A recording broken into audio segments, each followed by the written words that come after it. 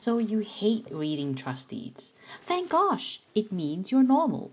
I think you've got to be a pretty odd character if you like reading trust deeds. Or you're a lawyer.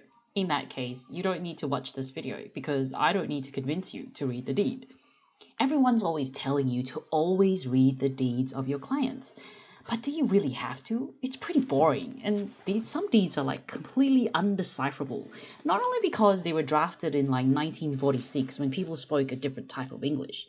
Like seriously, there are never any full stops. One paragraph can go on for an entire page without a single full stop until the very end of page. But also they are literally unreadable because they have been photocopied and scanned 217 times, so it's so faded you can hardly see the words, let alone read it.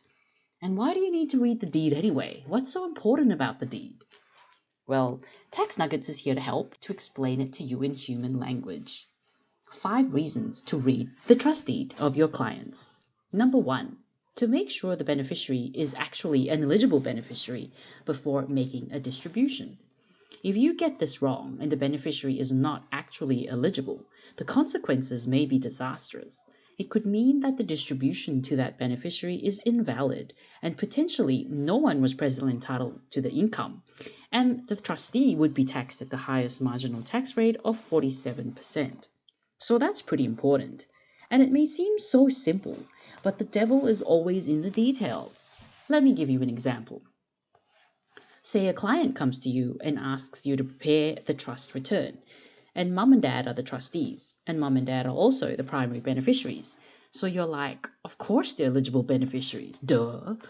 But wait, you check the deed anyway because your boss tells you to always read the deed. And you see this clause that says, ineligible beneficiaries include the trustee of the trust. You're like, wait a minute, mum and dad are the trustees. So does it mean they're ineligible beneficiaries? That's just dumb. And yes, it is dumb, but it's correct. Mum and dad are not eligible because they are the trustees. It's a very poorly drafted deed for the client's circumstances, but you never know who their lawyers are. And it's very common for trustees to be excluded from being a beneficiary because it's like a conflict of interest. The trustees should only be looking after the trust and should not be benefiting from the trust. It's also common for settlors to be ineligible beneficiaries as well.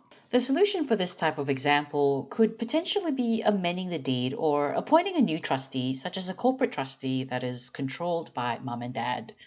So this is a very simple but extreme example. Let me give you a more realistic example, and it's also very common, especially among older deeds.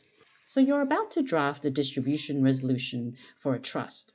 Say, trust number 1, and it wants to distribute its income to another trust, say trust 2, because perhaps there are some losses in trust 2 that needs to be soaked up, or for whatever commercial reason, right?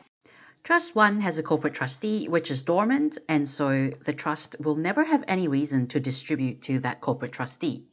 But, you look at the deed anyway because your boss tells you to always read the deed.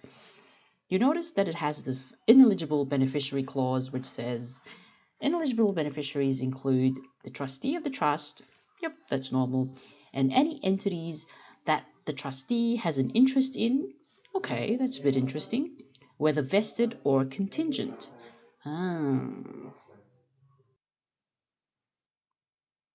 Okay, so let's pick this apart properly. This means that if the corporate trustee has an interest in, say, another company, then that company will be ineligible. So you ask yourself, what does the corporate trustee have an interest in? Nothing. It doesn't own anything because it's dormant. But what about contingent interest? Okay, yeah, so the corporate trustee could technically receive distributions from any other trust within the client group. Like Trust 2 could distribute to the trustee company. So you check Trust 2's deed, and it broadly says that all connected entities to the patriarch or the matriarch are eligible beneficiaries, including the corporate trustee of Trust 1. So this means that corporate trustee has a contingent interest in Trust 2. Oh crap, that means Trust 2 is an ineligible beneficiary. But that's not the end of the world, and now that you've identified the issue, you can fix it, like by removing that contingent interest, by making the corporate trustee an excluded beneficiary of Trust 2. So that's reason number 1 to read the deed, to ensure that the beneficiary is an eligible beneficiary. Reason number 2 is all about the income definition, which I'll tell you all about in my next video.